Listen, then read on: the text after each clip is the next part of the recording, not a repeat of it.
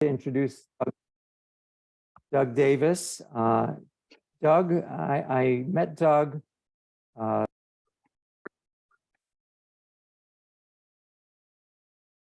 Oh, Uh-oh.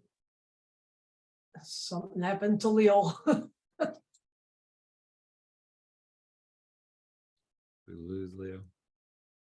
Yeah, I think so.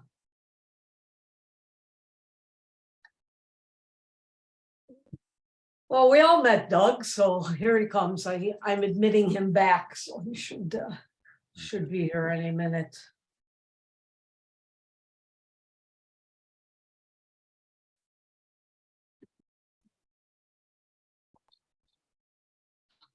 not as odd as that.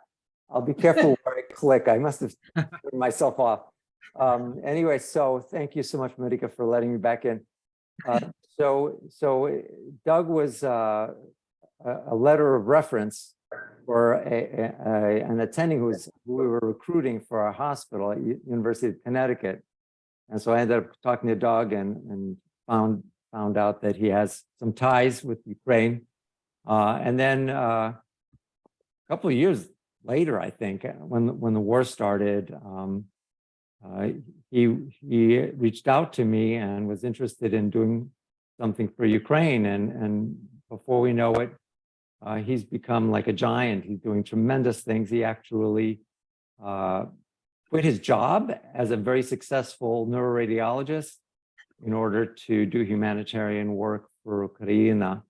So this tremendous talent has adopted the Ukrainian cause and Ukrainian culture, and he's a wonderful person, and I think you guys will be impressed with his presentation. So we'll hold questions for the end. Well, we're going to leave quite a bit of time for questions, so please, we'll unmute everybody and we'll have a lot of discussion then.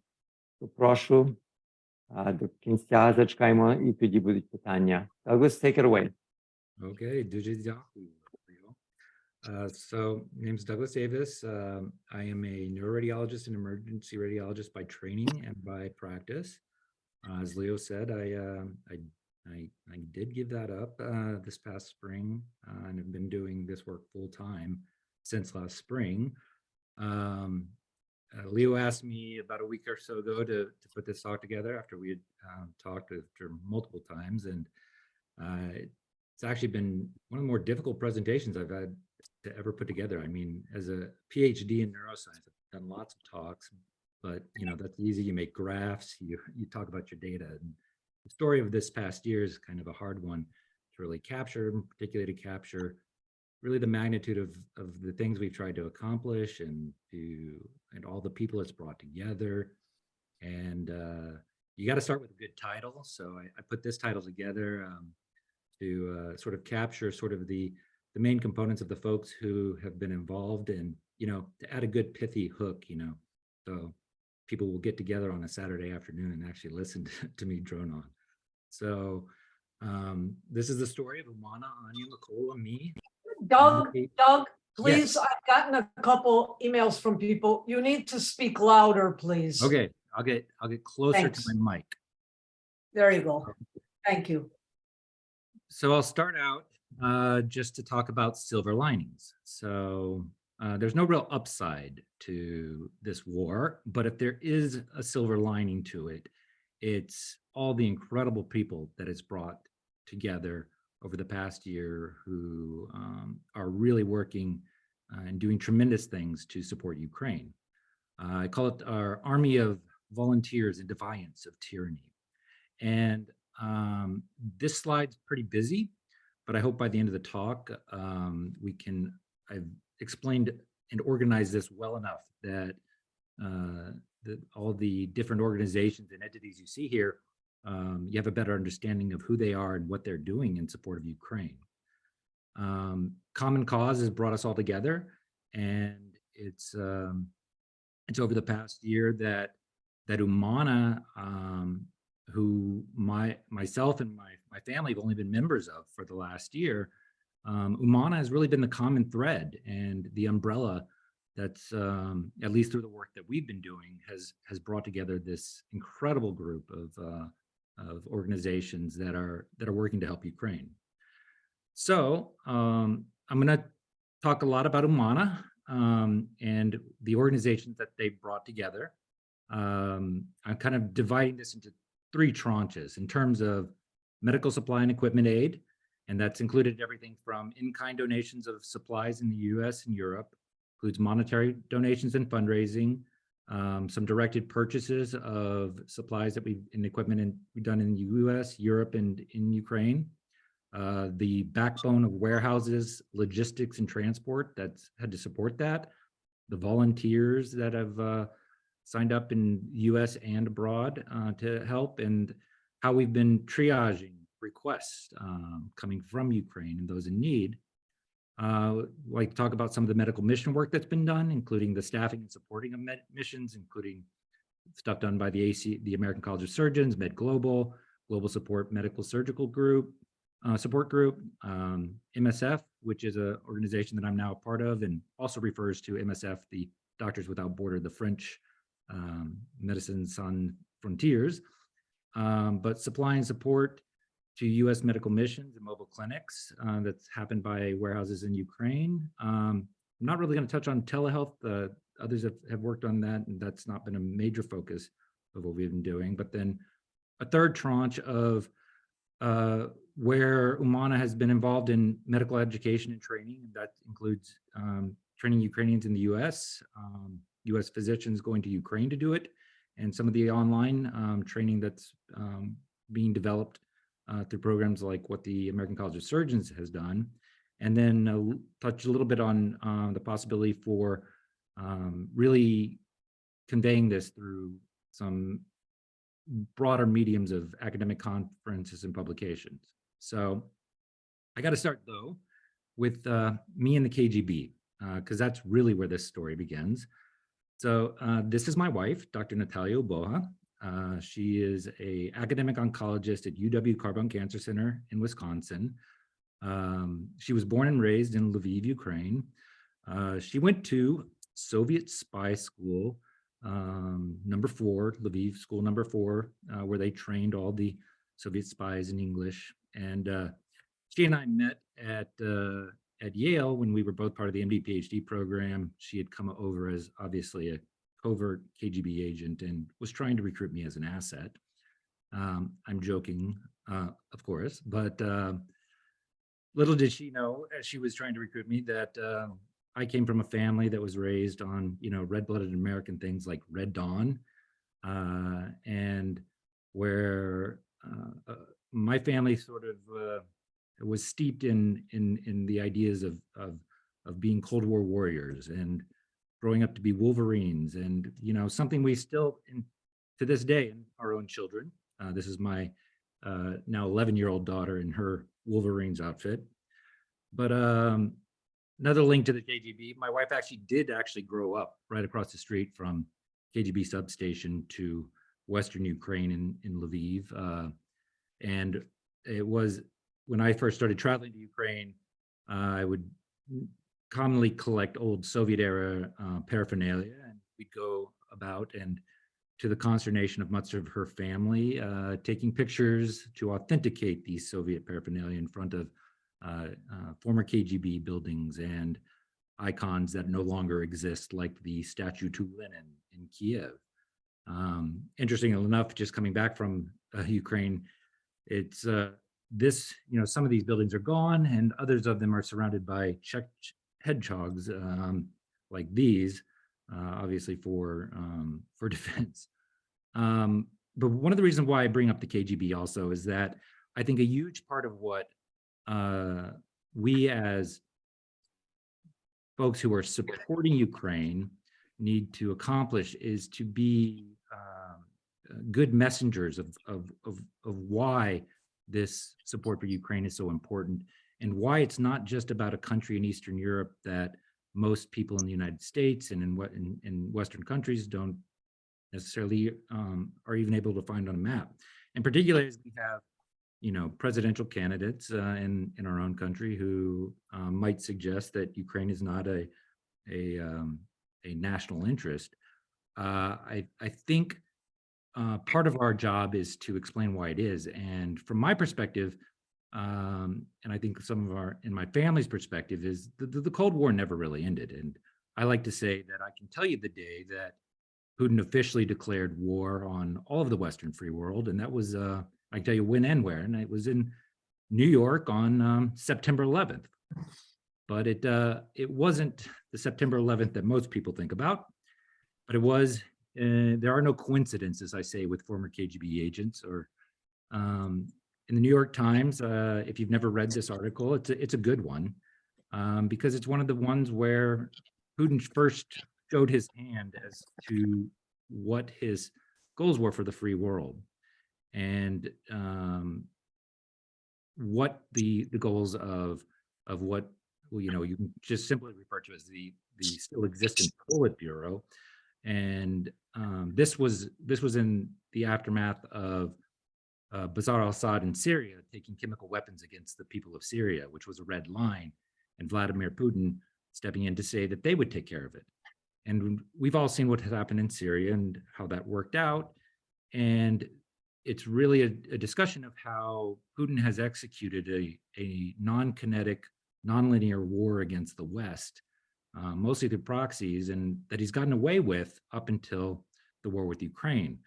But before Putin was laying waste to Ukraine, he was doing the same thing to other places around the world, including Syria.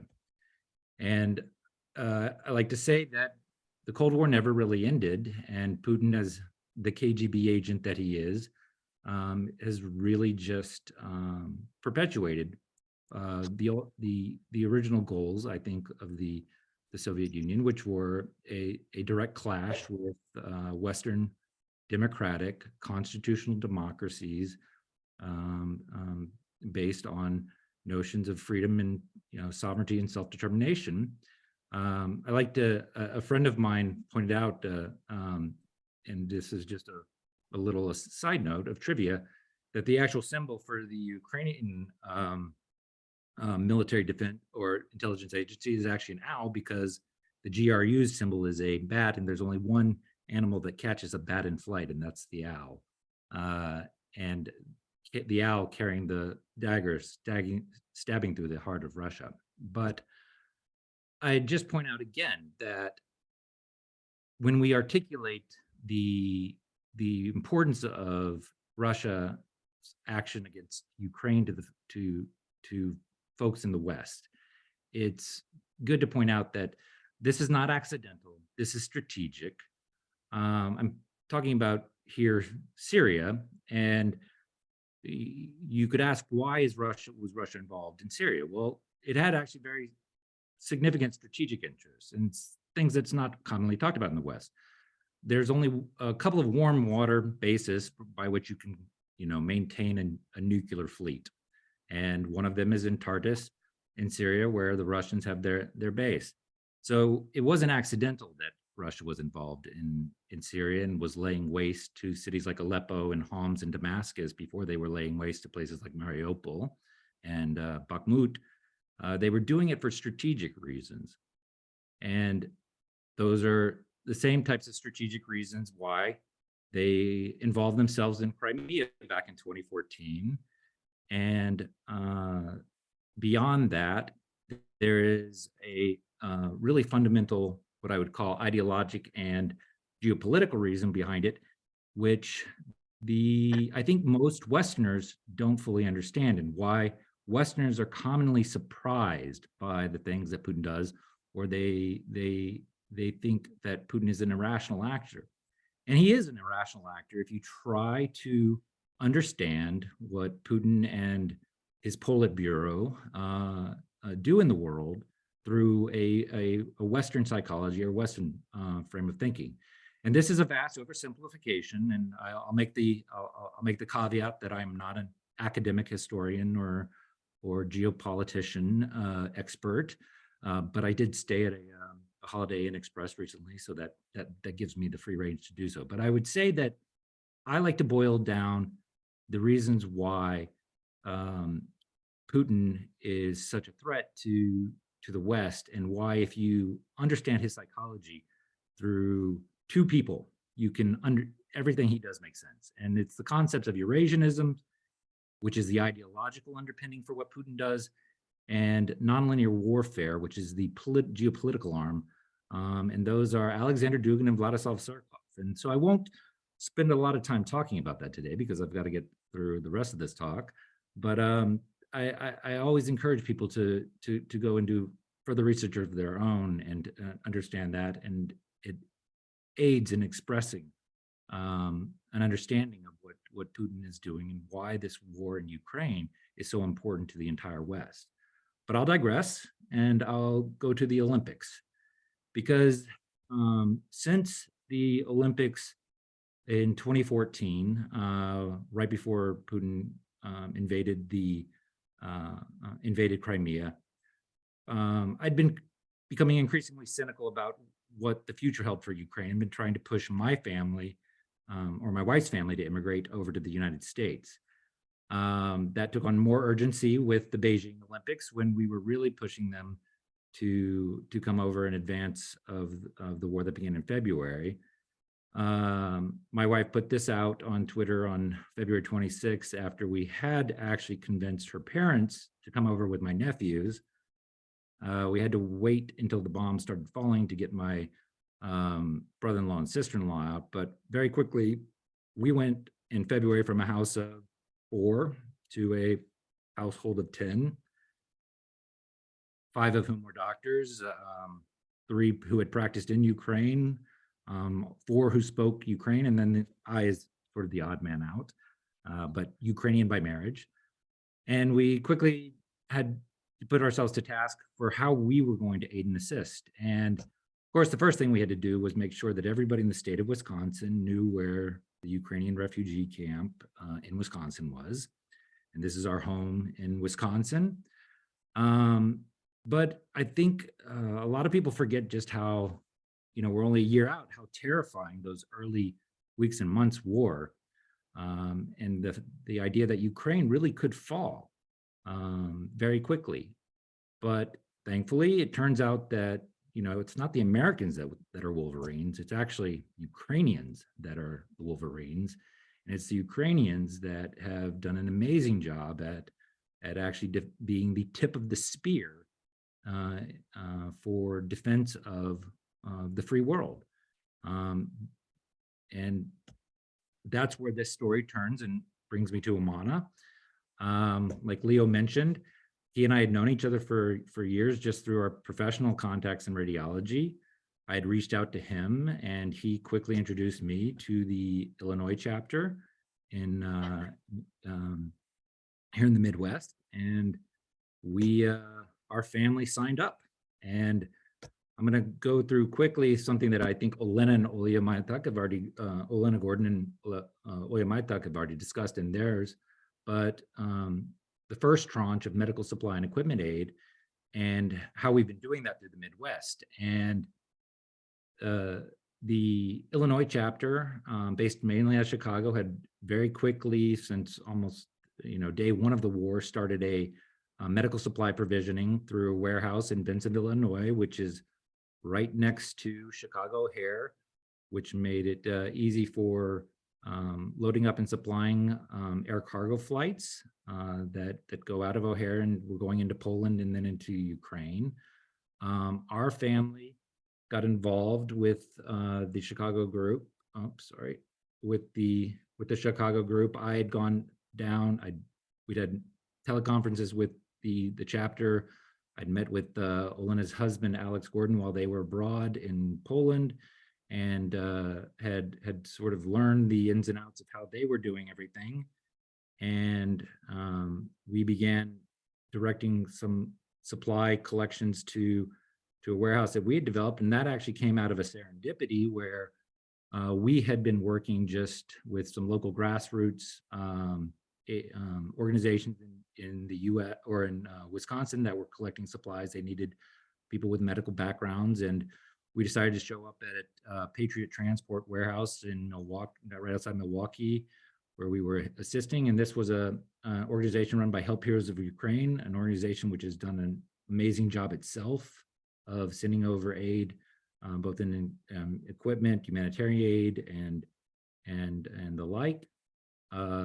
When Igor Terletsky, the owner of the warehouse, realized we were with UMANA, they'd been neighbors of Dr. Elena Gordon, he actually handed me over the keys to the warehouse, and that's where our parallel operation of provisioning and sending over supplies from Germantown, Wisconsin began on the Wisconsin portion of the UMANA Illinois chapter. We quickly involved other partners like the Rotary Club of Milwaukee, which has been the backbone of allowing us to organize and to put together volunteers.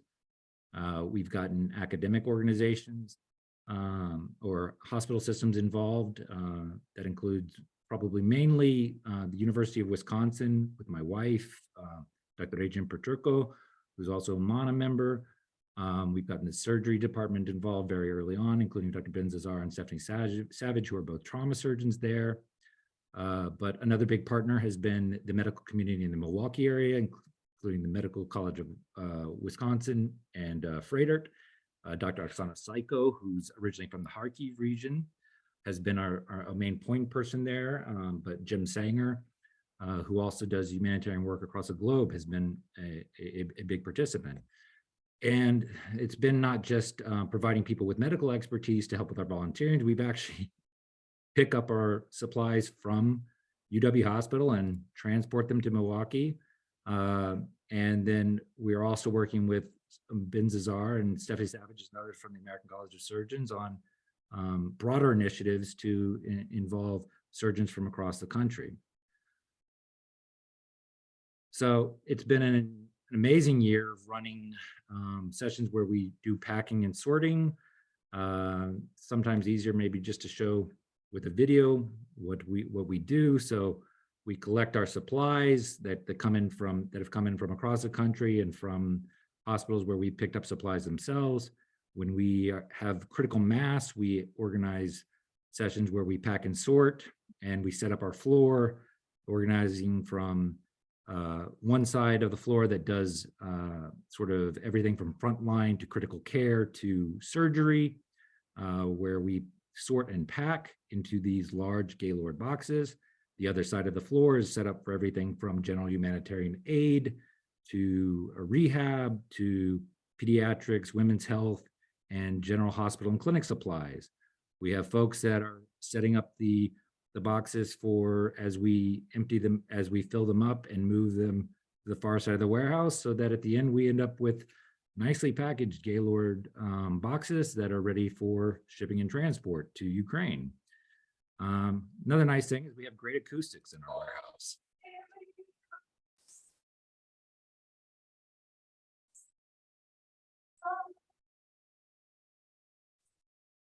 And I point that out because one of the things that has been amazing about this year, and I talk about silver linings all the time, is that it's allowed an opportunity for people across the community to really get involved.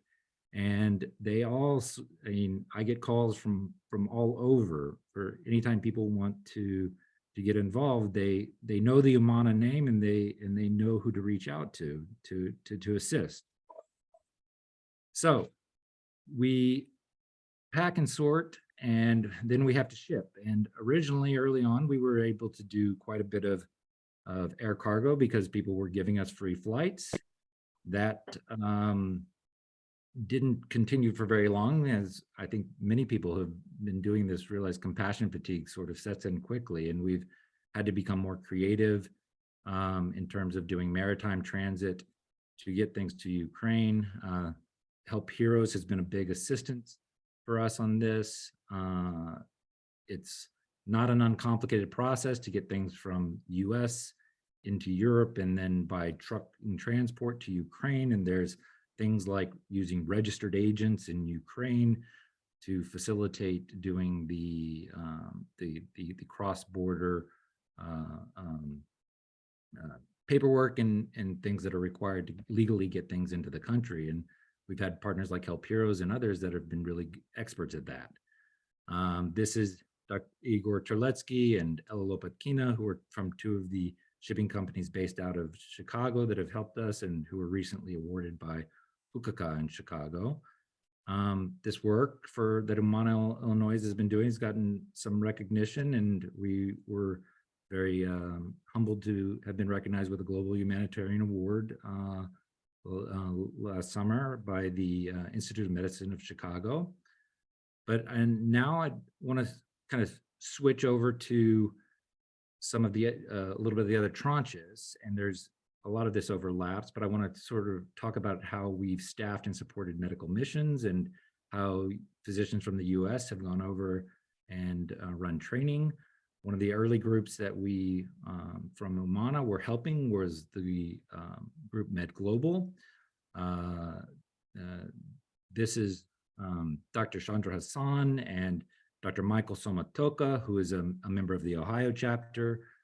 They were going over with Dr. Tanya Bucerka, who's from Oregon, within, I think, the third week of the war. This was supported both by UMANA, but also by another organization we've worked closely with, Razom for Ukraine. This was all of us at the Med Global Conference, where Olya Maihatuk from the Illinois chapter co-moderated the Ukraine session with Maria Soroka, who we should all know because her husband, Luke, is vice president of UMANA. We've gotten others involved in this. This is where our Rotary Club of Milwaukee was attending the Med Global Conference, along with some of our partners from the University of Wisconsin. There's Dr. Perturko, there's Dr. Hassan, and that's one medical mission group we saw. But another one, and this is one I'm going to carve out and talk a little bit about, is another organization doing different type of medical mission work in Mountain Seed Foundation. And this is a group that I'm now on the board of directors for. It's an organization that was founded by a U.S. Marine veteran, Lieutenant Colonel Nathan Schmidt. He had served 3 tours in Iraq and himself came back from war, as he describes it, as a broken man.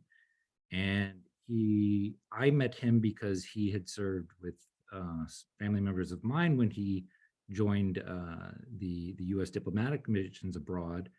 And we were introduced through family members early on because of our common cause.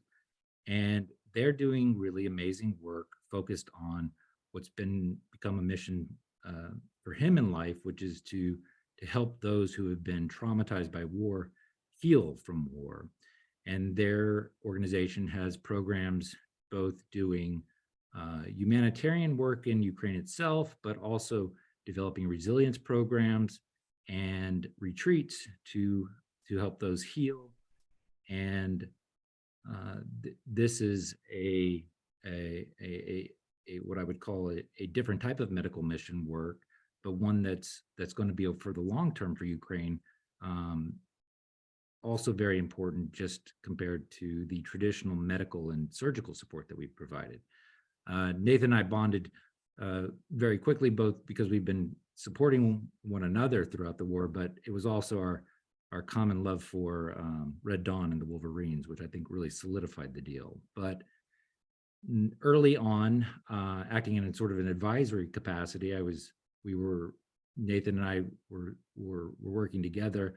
I had introduced him to one of my former mentors at Yale, Dr. Rina Ticino, who had been running a medical mission on the Romanian border through the Blue Heron Foundation. And they had brought in Yale Psychiatry to help with some of the externally displaced refugees. I introduced her to Nathan, and Dr. Ticino introduced Nathan to Dr. Amit Oren, who has become really a core part of the positive psychology methodology that they're using with their camps and resilience programs. And this was us at their first Gala of Hope. That was at the U.S. Naval Academy, where we all finally got to link up. This is Nathan and Dr. Oren. But this is, I think, a really incredible program, and it's one that our family, my wife and 2 daughters are actually going to be participating in this summer in Austria. This is from the program that they did this past summer, where they're doing the resilience training, but combining it with healing through outdoor activity and giving the children and families from some of the most war-torn areas opportunities to learn new skill sets, bond with other children and families that have been through the like, while also getting some of the resilience training that's through this Perma Plus method. So I'll just show you this real quickly.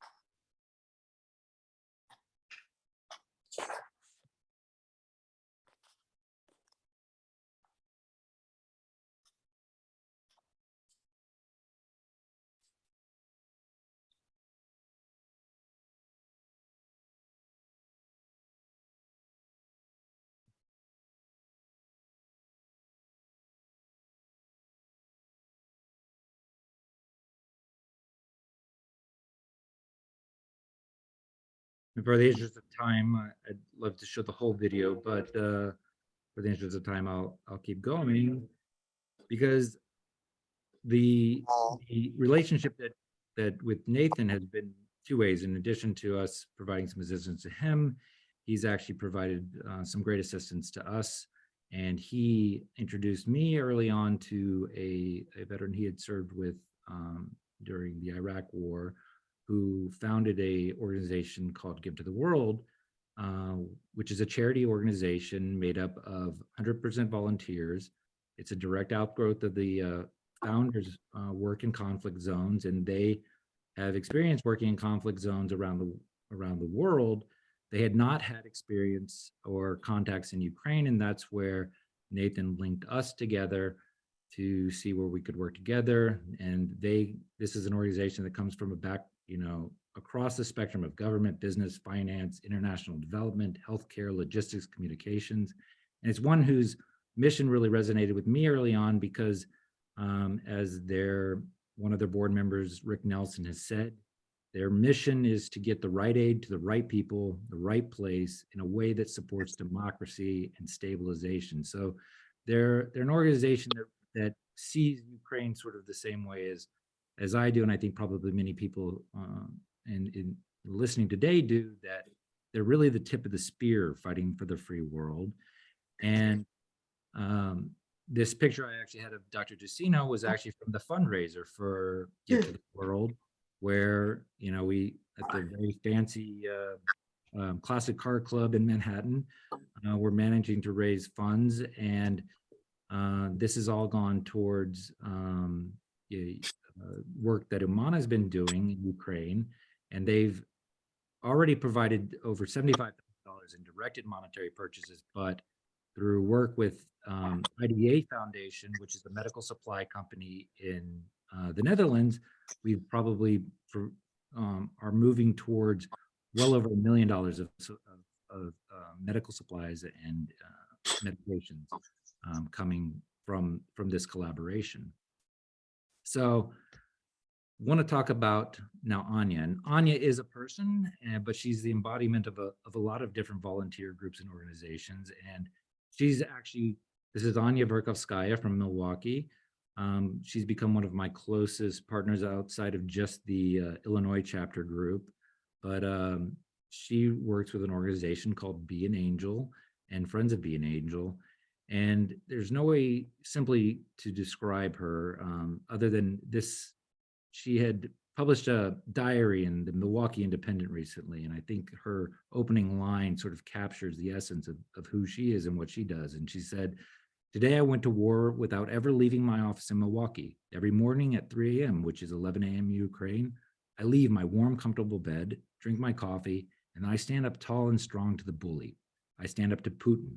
I'm a proud U.S. citizen saving the lives of strangers halfway across the world." And I use Anya both for the amazing organization that she's a part of, but for all the people that she's brought in, including the women's movement of Ukraine. She's joined the Rotary Club of Milwaukee with us. She's brought in people that help with our supply and distribution in Ukraine, and she's done amazing work with what we do with Mountain Seed, Give to the World, the IDA Foundation, and other groups like the Kiev-based group, Phoenix Group, that also help with supply distribution in Ukraine. Be an Angel it was founded in Germany, actually in the aftermath of the refugee crisis created from Syria by Andreas Tolke.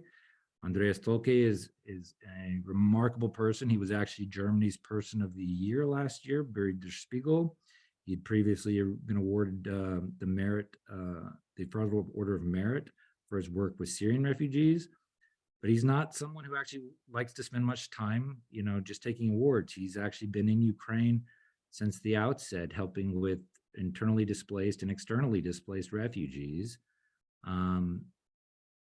The other organizations that she brings in to assist is the Women's Movement for the Future.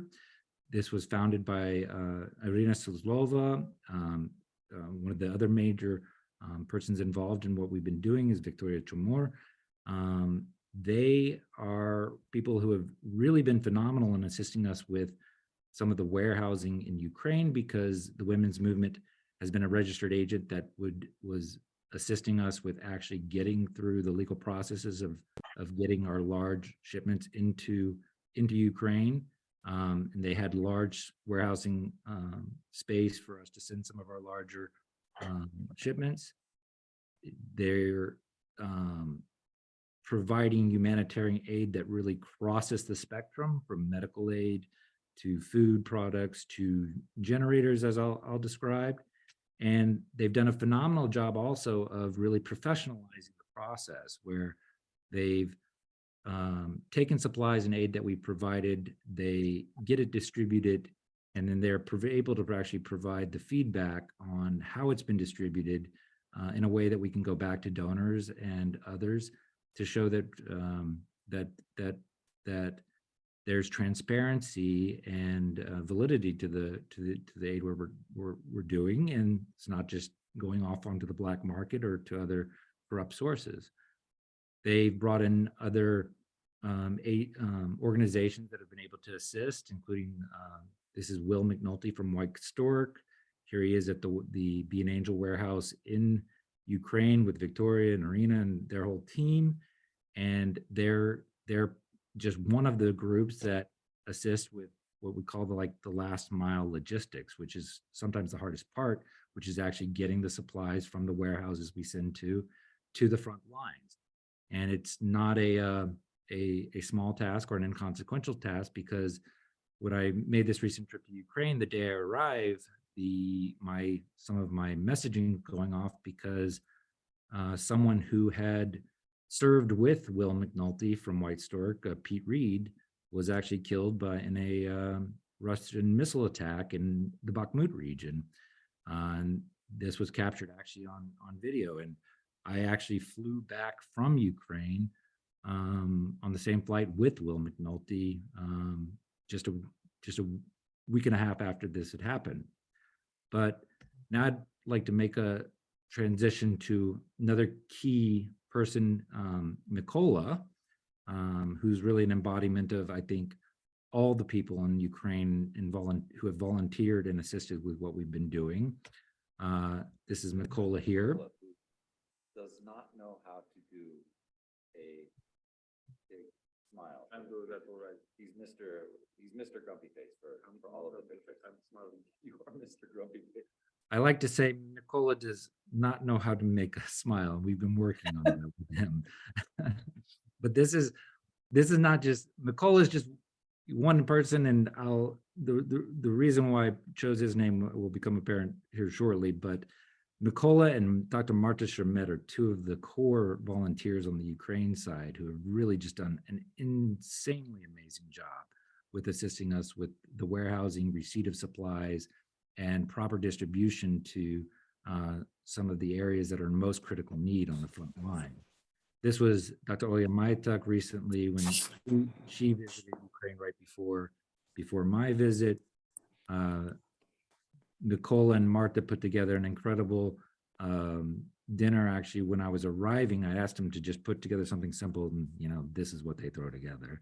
But bringing together a lot of the volunteers and people that we've been working with, including Dr. Yuri Ivanov, and I'll talk about that. But this is Dr. Dmitro Beshly, that's Victoria at the dinner, and this is where we sort of focus in on where we're making purchases in Ukraine of supplies, the warehousing and logistics in Ukraine, the volunteers in Ukraine, and how we've supplied and supported medical mission. This is our warehouse that Mykola and Marta run in Western Ukraine, where we send a lot of the supplies. Some of this goes to the Being Angel warehouse, some goes to the warehouse that UMANA runs. This is one where we've been able to actually support medical mission groups like Med Global. This is Dr. Michael Somatoka, who was there and who's been to our warehouse, I think, on at least 3 separate occasions.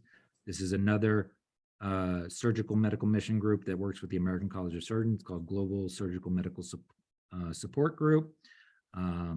This is Dr. Robert Lim from the University of Oklahoma, where he came through to get supplied before they were going to frontline hospitals to assist with some of the trauma surgery mission there. Mykola and Marta have helped coordinate an incredible distribution process. This is Dr. Dmitro Beshly, who's one of the military trauma surgical folks that we support. I like to point out that, people sometimes ask, how do you know your stuff is getting there? And, we don't have very advanced, tracking mechanisms, but we do have, occasionally get back pictures where you can see all of the stamps we put on over here in the States arriving in Ukraine. We have our blue bags that we pack in our warehouses in Wisconsin and Illinois, received in clinics. And this was one of the first deliveries of medical supplies when Kherson was liberated late last summer to that region. And so I mentioned that I went over this past February. This was me leaving Chicago, sort of doing the high five handoff right as Olya Maituk had just gotten back. One of the reasons to go over was a big project we were doing that, in addition to just providing medical supplies and aid, we were doing a large project with generators. And this we had done through the Rotary, and we had actually partnered with Rotary Club in Lviv, and the connection to UMANA, which I sort of mentioned threads through all of this, comes through Dr. Yuri Ivanov, who I think many folks probably know. He's a respected radiologist, echocardiologist in Ukraine. His son, Dr. Yuri Ivanov, is a good friend and had actually been volunteering in the warehouses in Ukraine to assist with medical supplies. But we linked up with them as a part of this generator project, working with the Rotary clubs across Wisconsin and Michigan, and going through Be an Angel, who basically put all of this together, in the women's movement warehouse that they operate out of in Lviv, and getting assistance from Rotary clubs in country to help with some of the volunteer efforts. And we had meetings before I headed over through Zoom, and then after raising the money, helping to raise money, being Rotary clubs across the Midwest had helped to raise over $130,000 for this, although the grand total price, I think, for the generators came out in well over $1 million. And once I arrived, we actually met with Rotary Club in the Grand Hall there, and enlisted their participation. And when they showed up, they didn't just show up in persons. They brought their own extra forklift to help with unloading some of the generators and assisting with the distribution. And when I arrived in Ukraine, to go to the warehouses, Entering some buildings. yeah, this is what we had waiting for us. Yeah, man.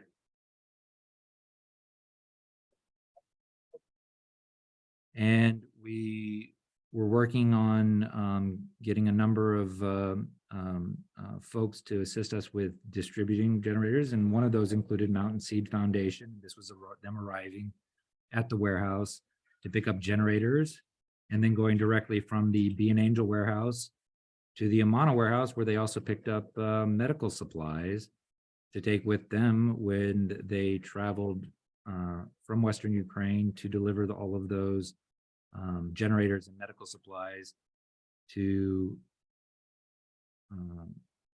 Donbass region near Kramatorsk. This was actually a destroyed Russian tank where they were delivering, in the region they were delivering, and getting our supplies sent out. So it was an amazing trip. Got to catch up with a lot of great friends and family and working with amazing people. This is the Be an Angel team in Ukraine. I think I gave Bob Sandito a heart attack when I told them on last minute that the Germany's Person of the Year would be, arriving and for dinner. But it was a fantastic trip. And since we've been back, we've been trying to spread the word about what we've been doing, and both from the medical supply side, but these projects like providing generators, and really the whole encompassment of everything we've been doing over the last year, for which UMANA has been sort of the critical linking thread. Just quickly for the last part, I'll talk about the other reason why I chose Mykola in the title for this talk, because in addition to Mykola Pustovchenko, there's another important Mykola that embodies the real reason why we do what we do. And this is Mars Field at Lykachiv Cemetery in Lviv. And I visited there on a Tuesday during my trip with my father-in-law, and we went to visit another Mykola. This is my wife's cousin Mykola, who was a part of the 125th Territorial Defense Brigade, and who lost his life in late July, right as the battle for Bakhmut was beginning. He lost it to artillery fire in the Kramatorsk region. This was Mykola. He was he had a fiance, grew up in Lviv, and when he was killed in Kramatorsk region, he was killed with two fellow soldiers, and this was their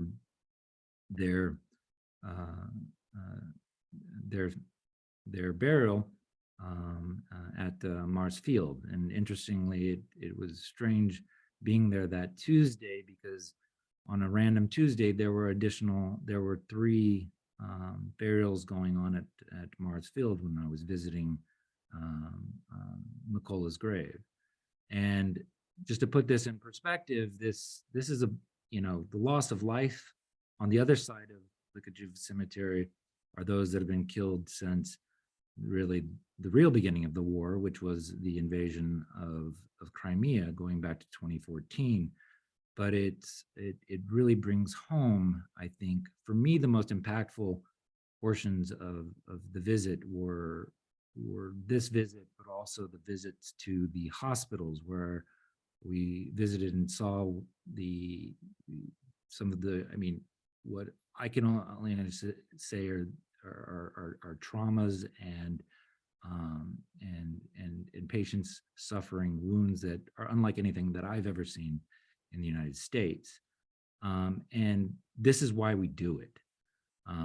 It's for those that are really the tip of the spear for the whole free world. This is another family member, another cousin, who's been in the fight since the beginning of the war. Luckily, Milo's still doing well, but hasn't. This was his vehicle that was destroyed over the summer. We have other friends. This is my wife's best friend from childhood, and her brother Yarko, who I met when he was 16 on my first visit over. They joined us at the dinner, but Yarko is actually with a frontline medic group that's been on the front line since the beginning. This is his team, and our own Mykola that runs our warehouse. This is his brother, and his brother was on the cover of Guardian because his brother has been fighting on the front lines since the beginning in Bakhmut region as well. So, as I mentioned, the other really impactful thing was going to some of the hospitals with the partners that we work with. This is Chernobyl Hospital, where Dr. Marta Shermet works. This was Lviv Hospital #8, which has become the National Burn Center, and Dr. Alexander Dunayev, who runs that burn center. We went there to deliver supplies, but we really went there to talk and see the patients and find out what they really need and what we can provide. Dr. Dmitro Beshly, who is a cardiothoracic surgeon in a civilian capacity. I met with him, and Dr. Roman Sobko, who's an anesthesiologist at Chernobyl Hospital, but that's part of the team that Dr. Beshly works with. And they were between deployments, and I got to speak with them and really where I saw some of the most horrific stuff that I've ever seen in terms of what they've had to be dealing with and what they're treating. And they went through their talks that they've prepared and presented in Kiev about the conditions and situations that they're having to deal with, which are unlike anything that I've ever seen, and which most of the trauma surgeons that I've spoken with agree.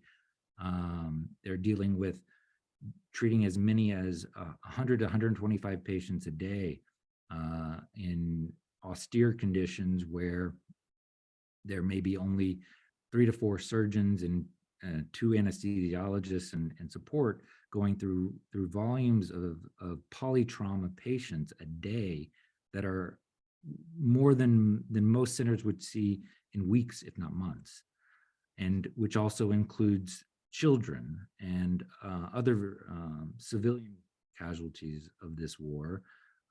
And all of these, none of these gentlemen are obstetricians, but you have cardiothoracic surgeons and anesthesiologists doing burrs in some of these conditions. They also give us feedback on what are the supplies that are most critical and that are most useful to them, like monitor and defibrillator devices, Zoll ventilators, which are military grade mobile, and which we've been doing more fundraising for after we've already sent several of these units in the past. They need rapid volume infusers, portable chemical analysis systems, coagulometers, other things like warming systems. But I'm already going way over on time, so I'll just quickly wrap up on what's that last tranche in terms of bringing folks over and doing training. And this is Dr. Elena Rinkus, who we're sponsoring to come over through the University of Wisconsin with support from Rotary Club of Milwaukee. She's a gyn-onc surgeon, but who's been recruited in as a trauma surgeon since the war began, and will be doing training with some of our physicians here at the University of Wisconsin. This is Dr. Ulyana Pidvona, who is actually the wife of Dr. Dmitro Beshly, and she's a professor of anatomy in Lviv, and has herself done some phenomenal work presenting. This is at the European Radiology meeting where she presented.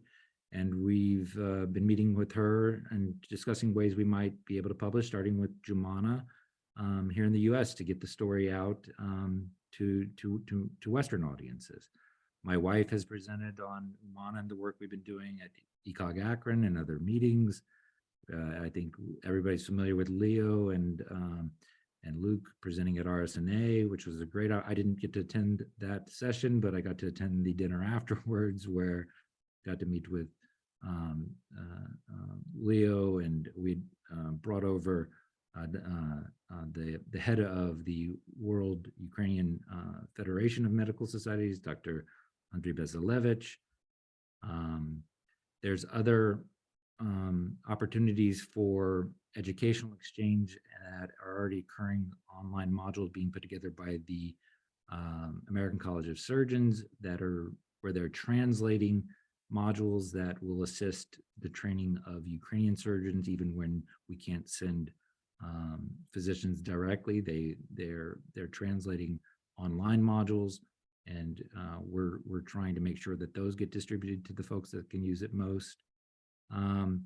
But I apologize for going way over on a Saturday, but I hope this overview, which is, like I said, one of the more difficult talks that I've ever tried to organize, because there's just so much to cover, but it's really been an incredible journey. And if you can look at the positive aspects, it's been amazing to see what such a large consortium of just a volunteer army of volunteers of the willing, and it's been incredible to see what UMANA as an organizing agent and umbrella organization has been able to do, because I almost hate to use the term, but the UMANA brand is something that I think everybody recognizes immediately, and it immediately adds a legitimacy to everything that we've been doing, and it really brings in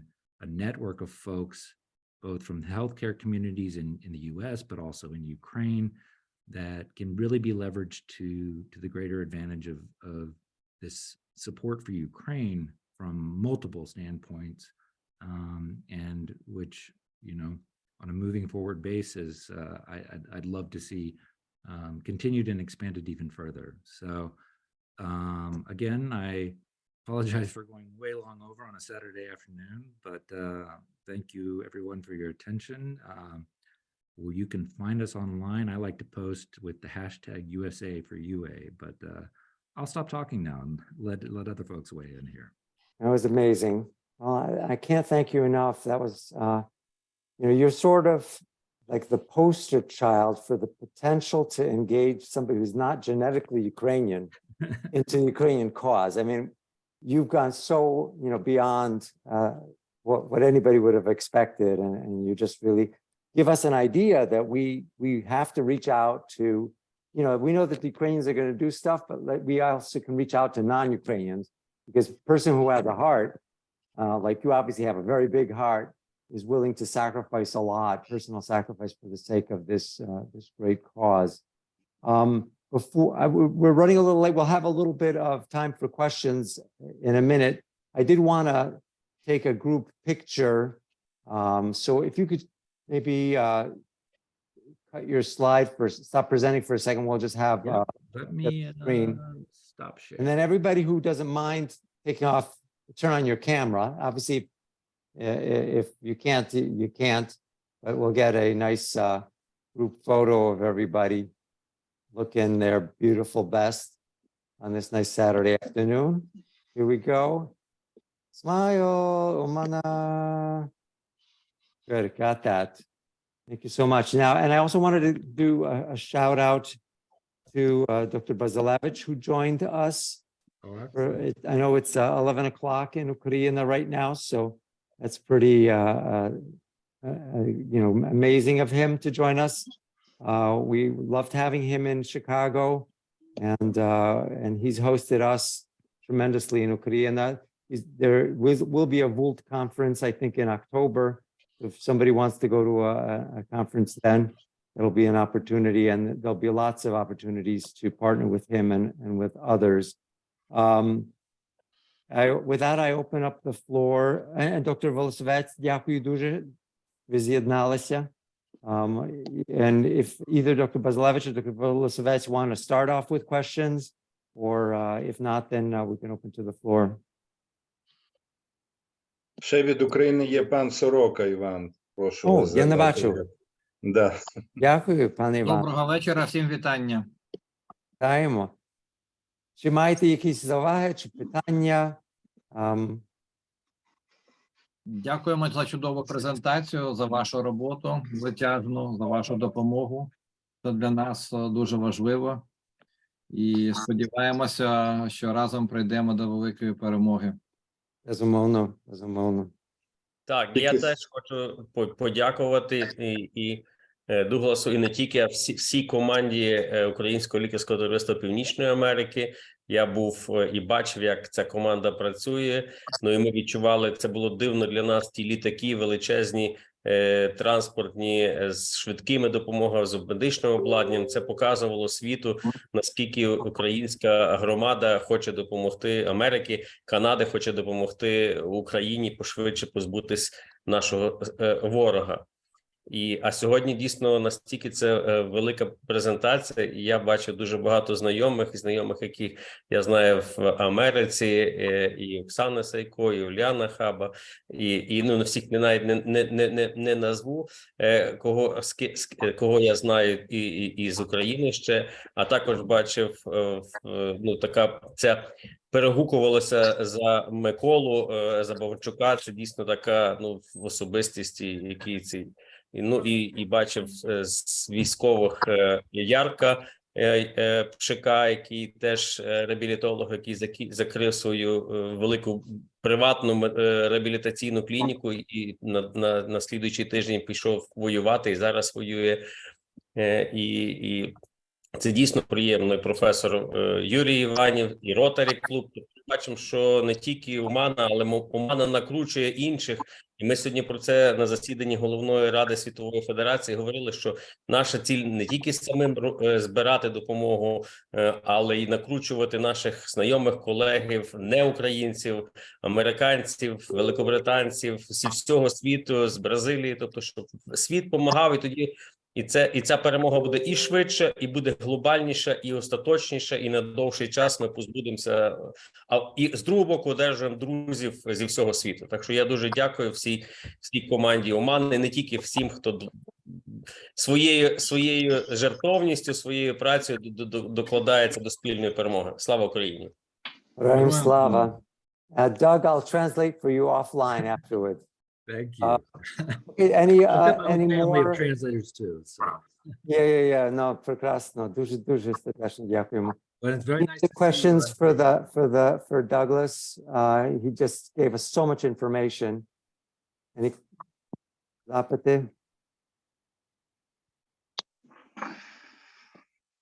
Well then, I thank you all for joining. I see so many friends out there, and I really appreciate everything that everybody's doing for Korea, and that we hang in there together.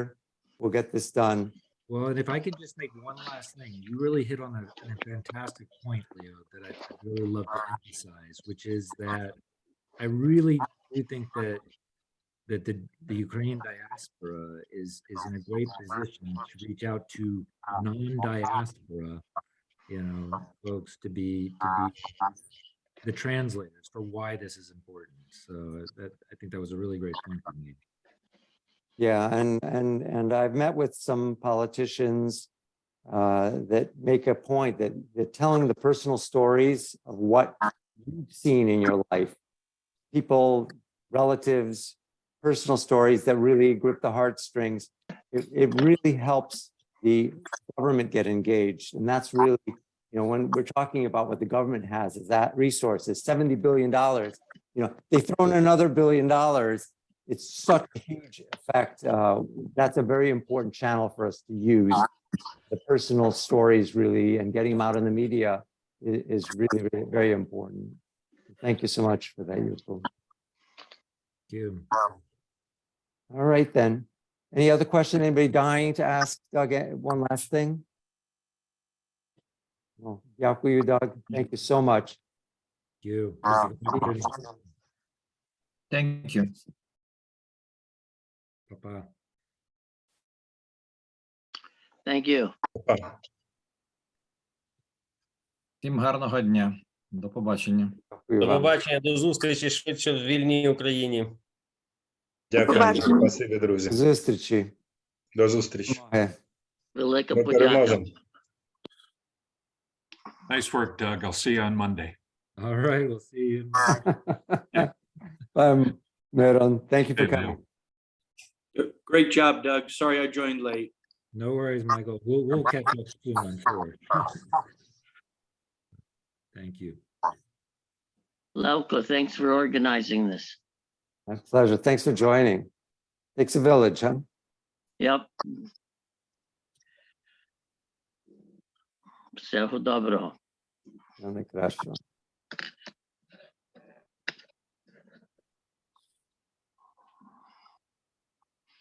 Your dad would be proud. Oh, дякую. Yeah. Дякую. Well, our families go back a long way, huh? Yep, yep. It's a real treat. Дякую дуже. So I'm going to have a conversation, I think, with George Hritsiliak after the meeting.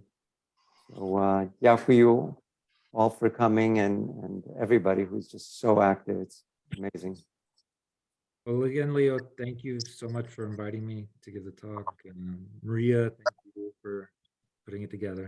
You're the man. So I'm sure we'll talk soon, but it was great seeing everyone. And again, thank you. Amazing. Thank you, Dr. Doug.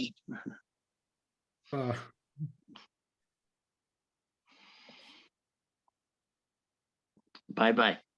I know.